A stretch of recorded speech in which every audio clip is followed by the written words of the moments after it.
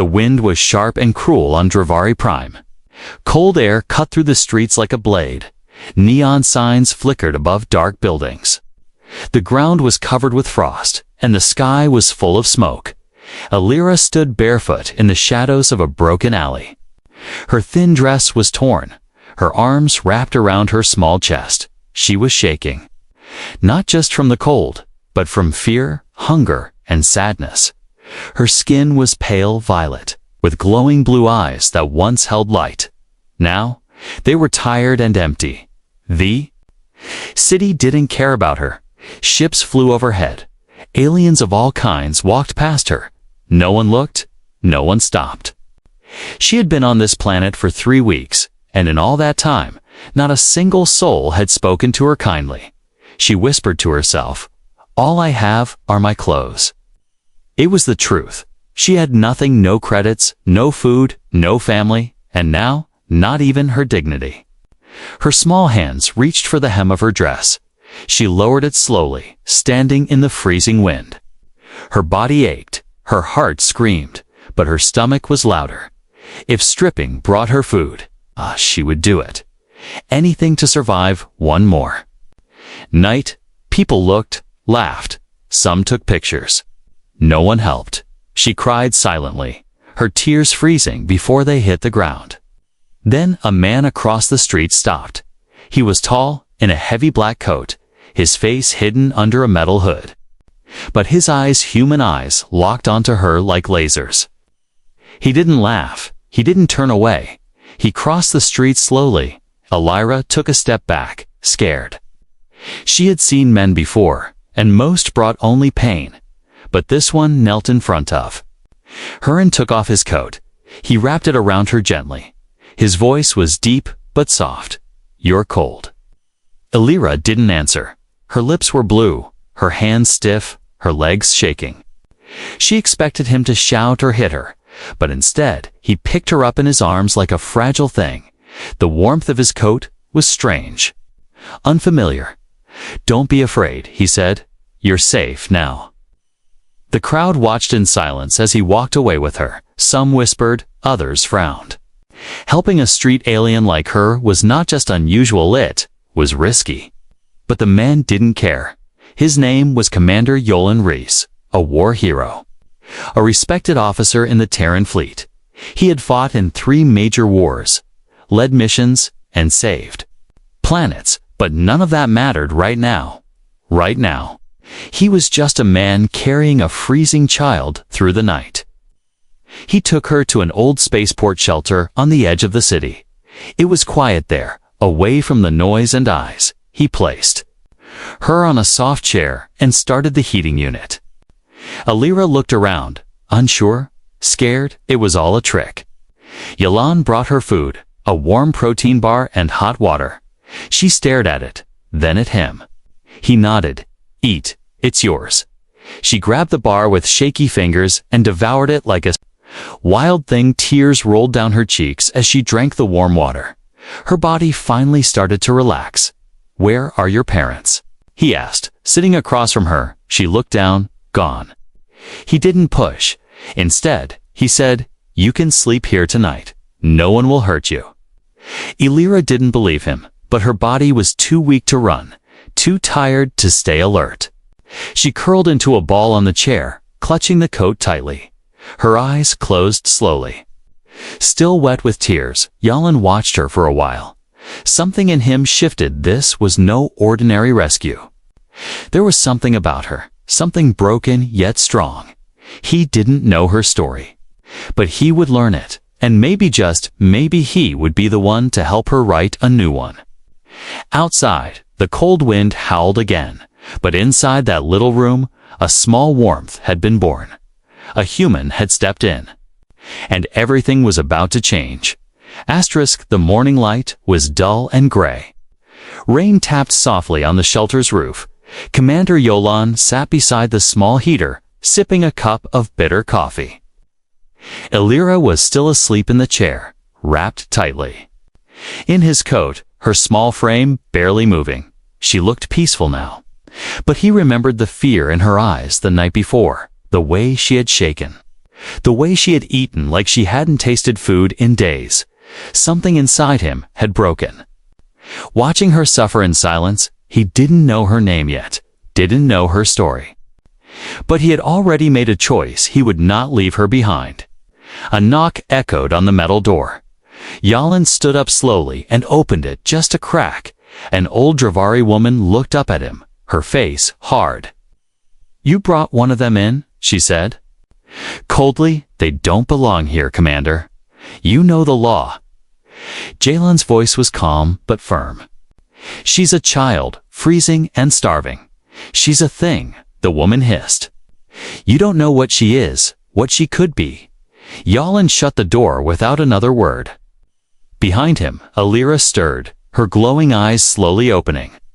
She looked at him, scared, unsure. Yalin walked over and knelt beside her. "You're safe, remember?" He said gently. She nodded slowly, but didn't speak. "My name is Yalan," he said. "Can you tell me yours?" Her lips moved, the words barely a whisper, "Illyra." "That's a beautiful name," he said. And she blinked like she wasn't. Used to hearing kindness, he handed her another protein bar, and she took it carefully. Her eyes never left his face, as if trying to read his soul. "Why did you help me?" she asked, her voice rough and dry. Yalin didn't answer right away. Instead, he looked at the rain through the window. "Because no one else did," he said at last. "And that's not right." Later that day, Yalon took Alira to the local med station. It was a risk. He had no guardianship papers, no legal authority. But he couldn't let her suffer. The doctor scanned her body and paused. There were marks under her skin implants. Old bruises, burn scars. Where did she come from? The doctor asked quietly. "She was on the street," Yalin replied, "naked, starving." The doctor frowned. "She's been used." Yalin nodded, his fists clenched. Illyra sat quietly, her head down. She didn't cry. She didn't move. It was as if pain had become normal for her. After the checkup, they returned to the shelter. Yalin opened a private channel to his command base. He sent a message to a trusted officer.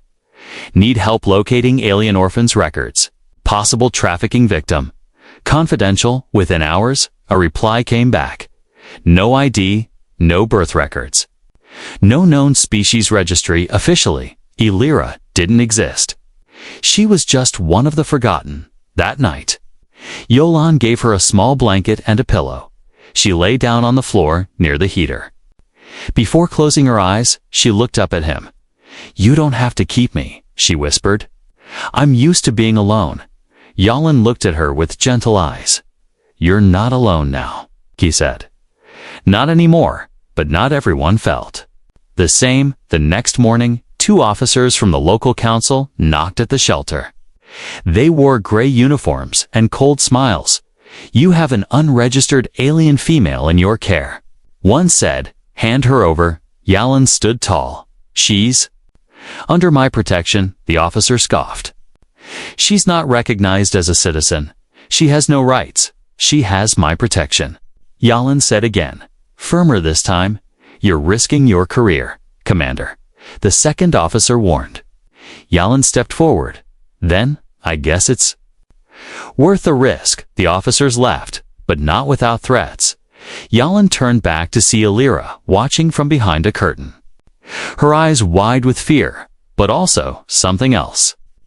Hope, maybe. Just a little later, Yalin went to the council office to file for temporary custody. He was denied instantly.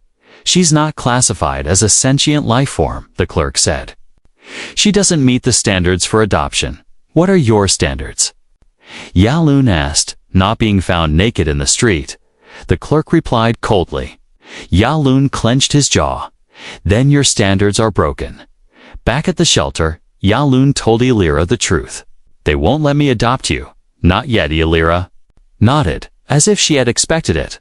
But when Yalin sat beside her and placed a hand gently on her shoulder, she didn't pull away this time. "You still want me here?" she asked. "More than ever," he answered. And for the first time in weeks, Illyra gave a small, tired smile. Outside, the city continued as usual. Ships flew by, people hurried, but inside the shelter, something rare was growing. Trust, Human had defied the system for one forgotten alien girl, and the world was starting to notice. The rain had stopped by morning, but the air was still heavy inside the shelter.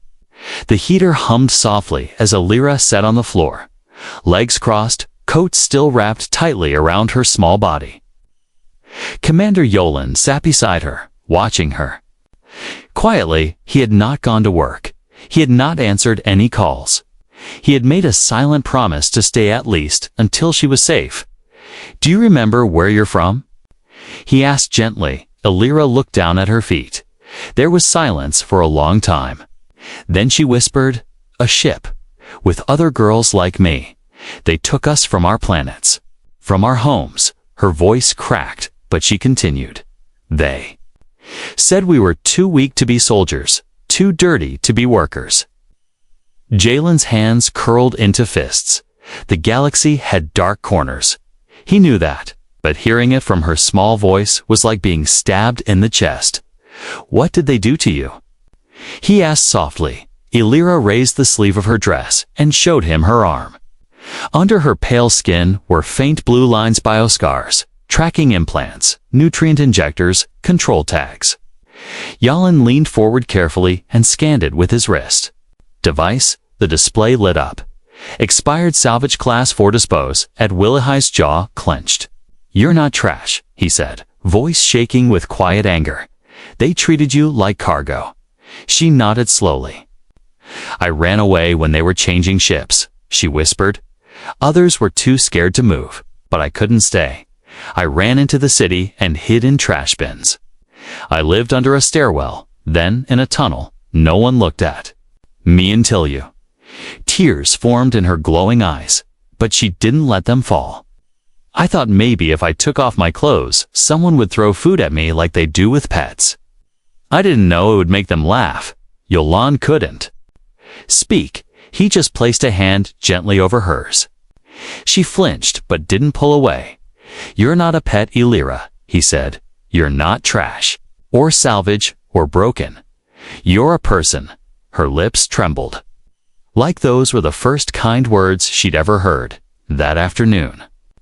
Yolan took Illyra to an old friend, Dr. Rena Thorne, a retired fleet medic who now worked off the books.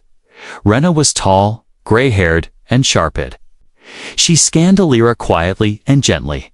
The machines beeped and buzzed, showing deep internal scarring, malnutrition, and multiple implant removals. "She's been through hell," Rena said, shaking her head.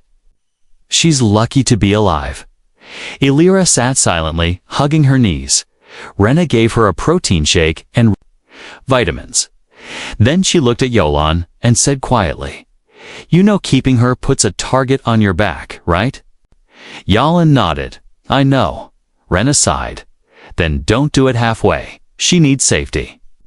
Paper's a name in the system. That night, back in the shelter, Illyra looked stronger. Her color was better. Her eyes more awake. She sat on the couch, holding a data pad Yolan had given her. It showed stars, planets, maps of space. "Do you like space?" he asked. She nodded. Before they took me, I wanted to be a pilot. I used to draw ships and stars on the walls." Yolan smiled. "Maybe one day you still can." Illyra blinked, surprised. "Even after all this?" He looked at her and said firmly, "Especially after all this." Suddenly, the door beeped an alert. Yolan walked to the screen and tapped it.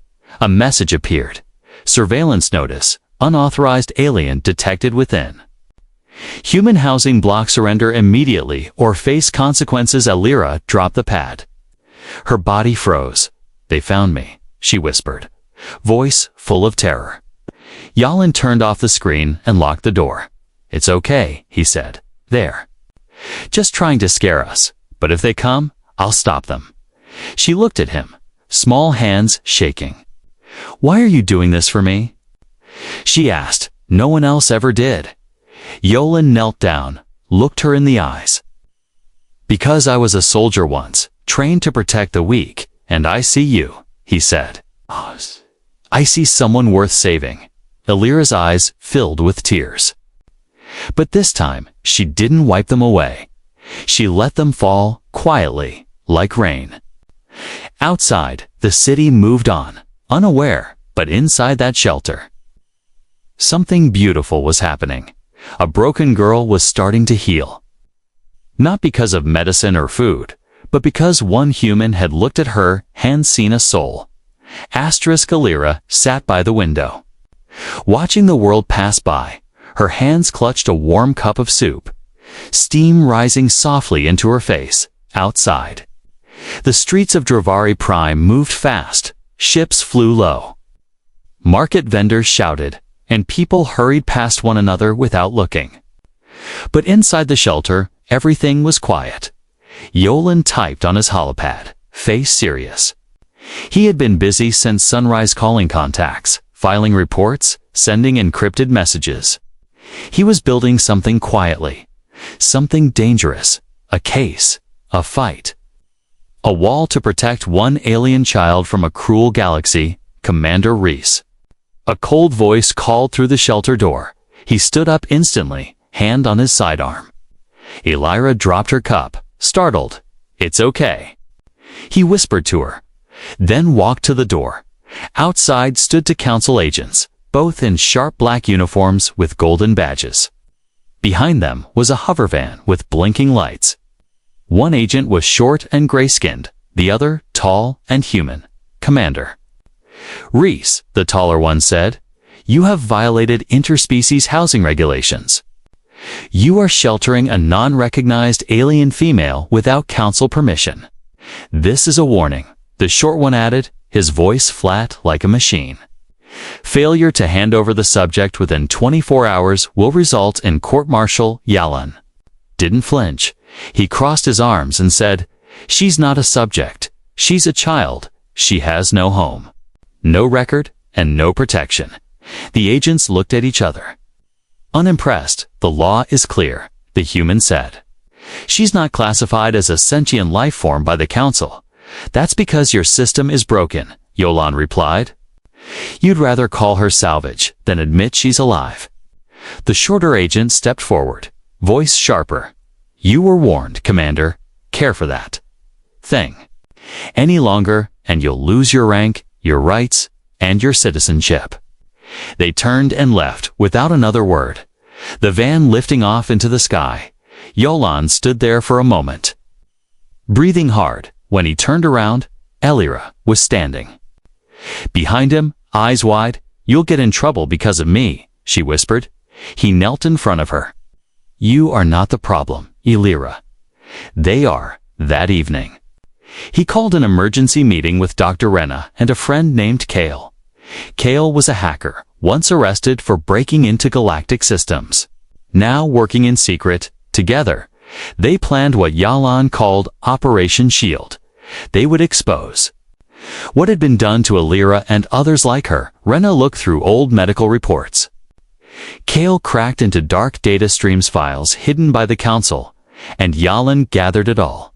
He read about hundreds of children like Elira, taken from poor planets, sold to private owners, marked as non-sentient biologicals, no names, no rights, no future. Elira sat in the corner, hugging her knees. She listened quietly, understanding more than they thought. These people, she asked, the ones who took us, did they work for the council? Yalan looked at her and nodded slowly. Yes, he said. Some did, others just looked away. She didn't cry, she just stared at the wall. Lost in memories, they said we were lucky, she whispered. They said we were saved from our useless lives. Yolan walked over and sat beside her. You weren't useless, he said softly. You were stolen. The next morning, Yolan sent the first part of their evidence to an underground journalist network. It was risky, but the galaxy needed to see the truth. Pictures, names, council documents, medical files, all proving the crimes. He didn't sign his name, but It wouldn't take long for people to figure out where the leak came from. The story exploded across the net within hours. Hashtag Shadow Children, hashtag Council Crimes, hashtag LIRA Lives the Council sent more agents. Jalen's military account was frozen, his access codes revoked, but he didn't care. He told Elira, "If this is the price of doing the right thing, I'll pay it." Elira looked up at him, voice small. "What happens now?" Yalen took a deep breath. "They'll come again, maybe harder this time," he said. "But I have one more plan." He opened a secret crate hidden beneath the floor. Inside was an old military passcode card, some credits, and a map, a ship. "Waits in the wastelands," he said. "It's old, but fast. We'll run if we have to." Elira stepped closer, her hands trembling. "I don't want to run forever." She said, "I want to live." Yalen smiled gently. "Then let's make sure we do both." The night fell heavy on the city. Far away, council lights began to search the skies. But inside the shelter, 2 souls, 1 human. 1 alien were preparing for the fight of their lives. The shelter was dark except for the glow of a single lamp. Elira sat beside Yalan, her small fingers holding a warm cup of tea. She stared at the screen in front of them, filled with names and secret codes. Each file that Kale had uncovered told a piece of the same terrible story. There were hundreds, maybe thousands of alien children like her. Stolen, labeled as non-persons, and traded like machines. Some were used for work, others for worse. Most had vanished, never seen again. Yalen scrolled through one file and stopped. "Elira," he said slowly. "Look at this." He pointed to an imagey, blurry photo of a group of children lined up in a dirty metal room. Her eyes widened. "That's me," she whispered, "and that girl beside me." She was my friend. The document attached to the image read, Shipment 328Z. Species unregistered clearance. Biosalvage status. Disposed or distribute Lara. Felt the air leave her chest. She couldn't move. Her friend, the one with golden eyes and short horns, had been listed as disposed. She was only 8. They lied to everyone. Yalen said, voice heavy with anger. They didn't just ignore it, they helped it happen. Kale leaned back from the console, rubbing his tired eyes. "I traced the funding," he said. Money went from the council's science division to private labs, then to holding camps, all covered under resource recovery programs. Elira turned her head slowly. "Does that mean the council wanted this?" "Yes," Kale answered softly. "Or at least, they didn't stop it." Yalen stood, pacing the floor. He slammed a fist against the wall. "Thousands of lives," he said, "ruined for profit, and now they're trying to erase it." All Elira spoke again, voice almost a whisper. "What happens if they find us before the truth spreads?" Yolan looked at her, eyes calm but firm. "Then we disappear," he said. "We get on that ship and go somewhere they can't follow." "But they'll come after you," Elira said. "They'll say you're a traitor." Yalan knelt beside her, placing a hand on her shoulder. "Let them," he said. "I'd rather be a traitor to monsters than a hero to cowards." That night, Kale uploaded the final set of files to a secure StarNet stream. The galaxy would know everything by dawn, but dawn never came, because just before sunrise, the power in the shelter cut out.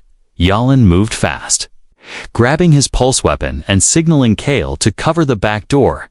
"Elira, stay low," he ordered. The walls shook as something hit the side of the shelter. A voice echoed from outside, loud and cold. "Commander Reese, you are harboring a stolen bio-unit. Release her and surrender." Elira froze, terror spreading through her bones. She remembered that voice. It was the same voice from the auction ship, the man who called them numbers instead of names. Yalen turned to her. "We don't have much time," he said. "You remember the path to the old tunnel behind the shelter." She nodded. "Good. Take this." He handed her a small silver card. It'll unlock the ship once you reach the hangar. But what about you? She asked, voice shaking. I'll hold them off, he said. I just need 10 minutes. No, she whispered. I don't want to leave you. You have to, Yalan said gently. You're the only proof that everything we found is real. You carry the truth, Alira. Her eyes filled with tears. Not from fear, but from the pain of leaving the only person who had ever protected her. Still, she nodded. She was stronger now. She had to be. Kale opened the back door, signaling that the path was clear. Alira, go, Yalan said, and don't look back. She ran, heart pounding, through smoke and darkness. Behind her, the shelter burned, and pulse shots fired into the night. Alira didn't stop. She moved through the tunnels, climbed over fallen walls, crossed frozen pipes. At last, she reached the hangar-wide-open field of old ships. Most were rusted or broken. But in the far corner, under a cover of metal sheets, was the one Yalan had promised. She slid the silver card into the console. The door hissed open, inside. The ship smelled of old wires and dust, but the systems lit up with a soft hum. She sat in the pilot's seat, hands shaking. She looked back once, hoping, praying that Yalan would appear. He didn't, but she didn't cry. She gripped the controls. Her small fingers steady. She had something more important now. A mission. A voice, a future. The ship lifted off the ground, silent and fast. Alira flew alone into the stars, behind her.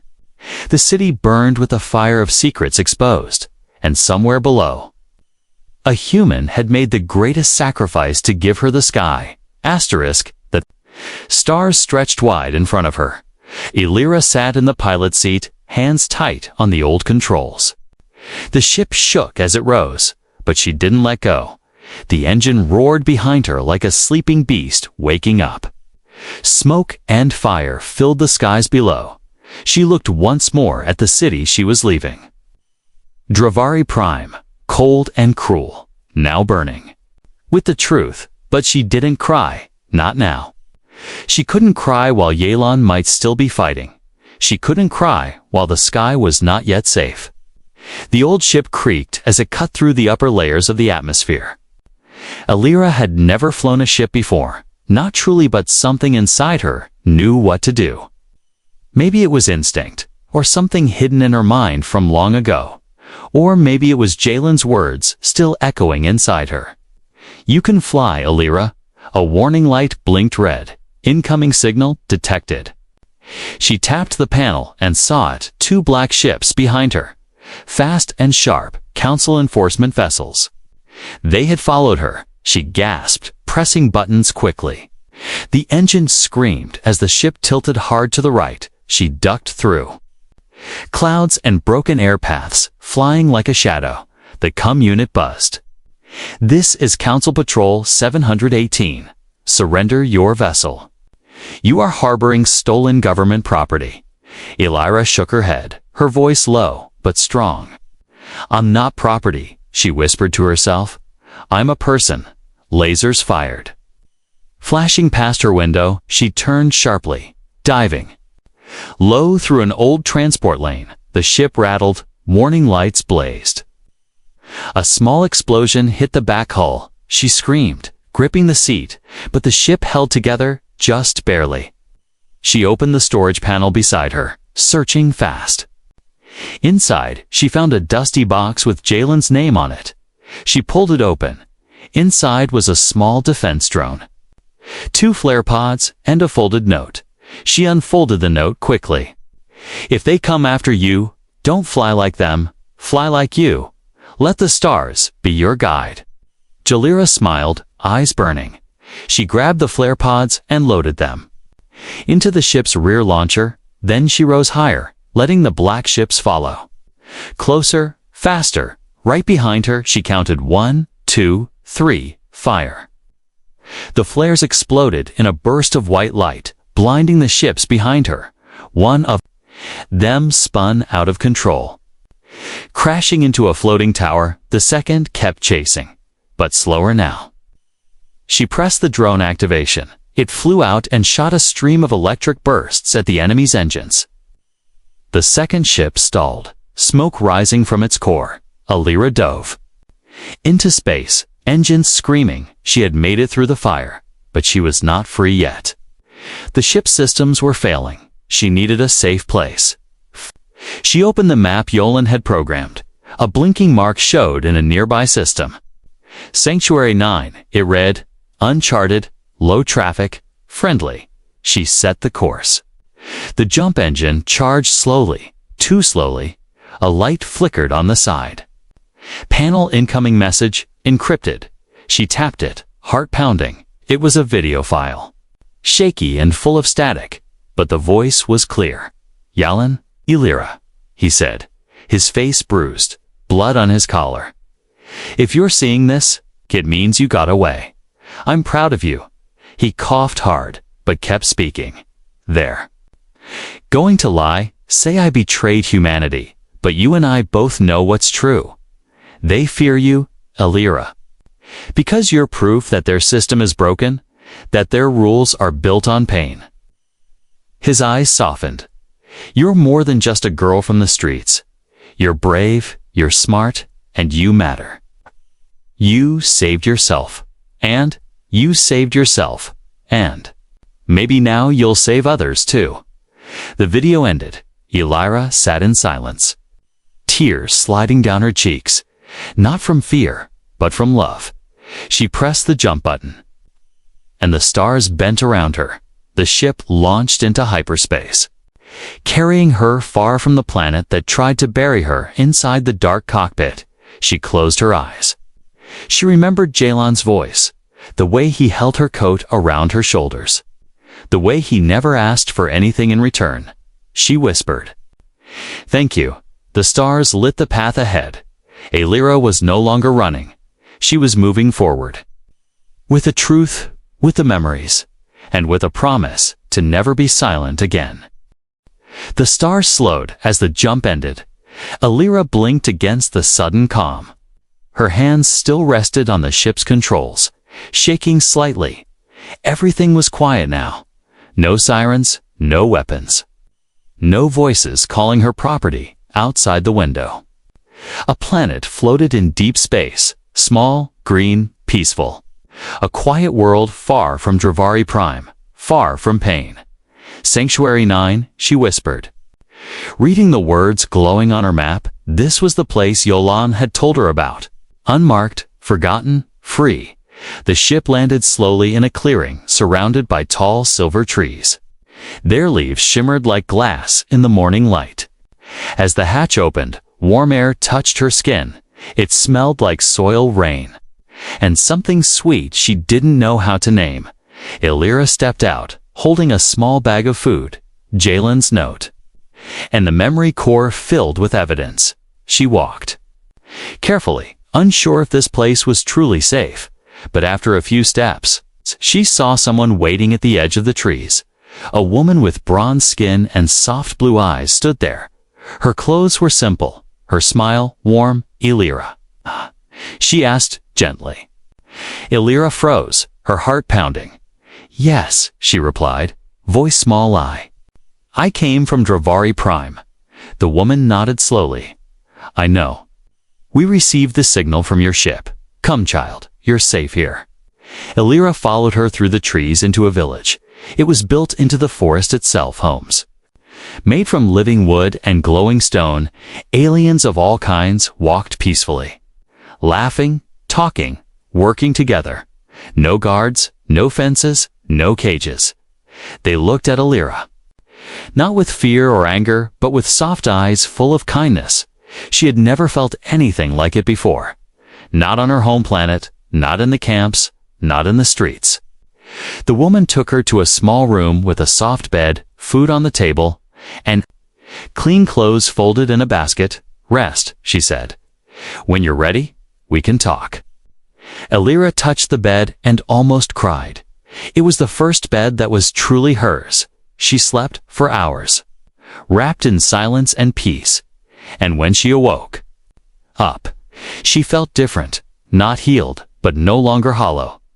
Later that evening, she met the village elder.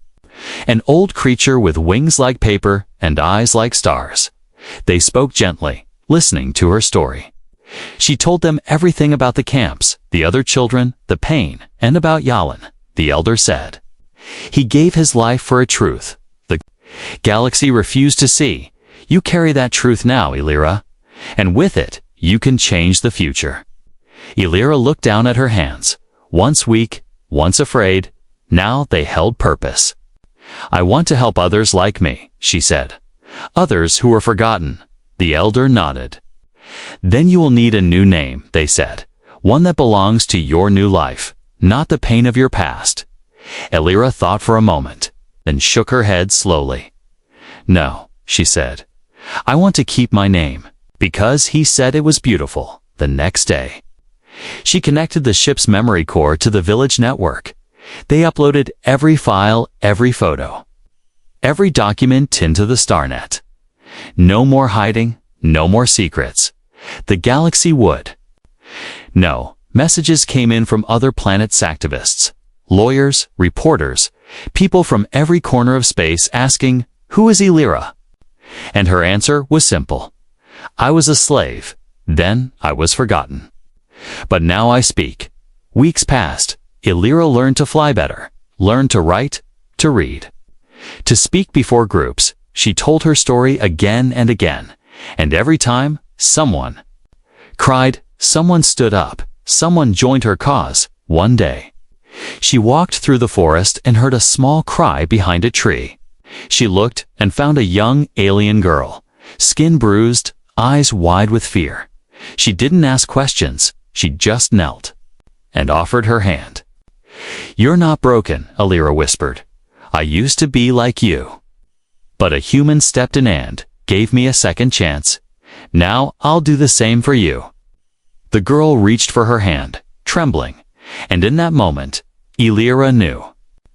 Jalen's fight wasn't over, it had just begun through her. She wasn't running anymore. She was building, leading, protecting. She had turned her pain into power, and her story into a light for others. The sky above Sanctuary 9 was clear that night. Elira stood outside, looking up at the stars.